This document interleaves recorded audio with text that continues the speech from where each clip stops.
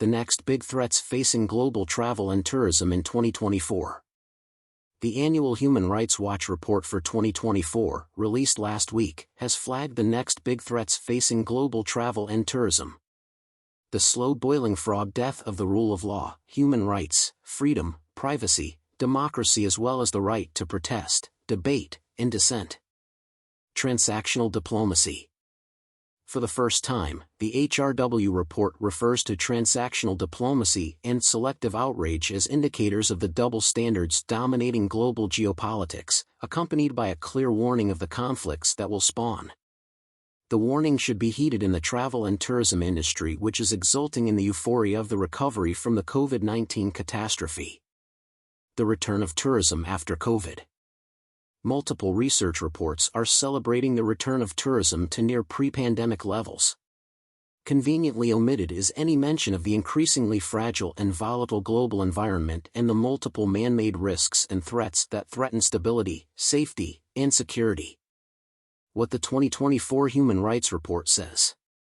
The 734-page HRW report, covering nearly 100 countries, clearly blames governments and political leaders for sacrificing human rights, freedom, and democracy at the altar of business deals and political expediency. The report says, in transactional diplomacy, governments disregard the benefits of long-term relationships built on human rights principles to achieve immediate, short-term trade or security gains. When governments pick and choose which obligations to enforce, they perpetuate injustice not only in the present but in the future for those whose rights have been sacrificed, and can embolden abusive governments to extend the reach of their repression. The moral foundation of international human rights demands consistency and steadfastness. The international community does not care about human rights. Governments have found it easier to disregard human rights issues in the international arena, in part because the international community is not challenging their violations of human rights at home. Across regions, autocrats have worked to erode the independence of key institutions vital for protecting human rights and shrink the space for expressions of dissent with the same end game in mind, to exercise power without constraint. It also highlights specific examples of selective outrage. Iterbonews.com. Some lives matter more.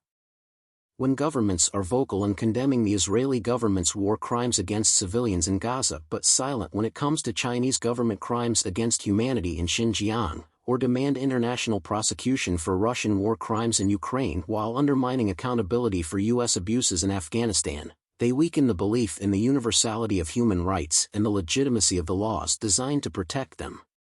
It sends the message that some people's dignity is worth protecting, but not everyone's, that some lives matter more. The ripple effects of these inconsistencies shake the legitimacy of the system of rules that we rely on to protect everyone's rights.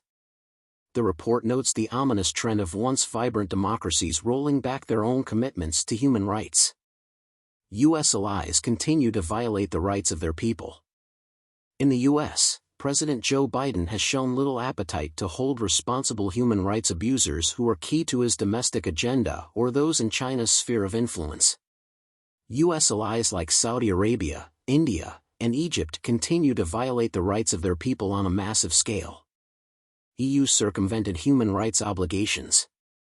The EU has circumvented its human rights obligations, pushing asylum seekers and migrants back to other countries or striking deals with abusive governments like Libya and Turkey to keep migrants out. Democratic governments in the Asia-Pacific region, including Japan, South Korea, and Australia, consistently deprioritize human rights in the name of assuring military alliances and trade. India's democracy slid towards autocracy.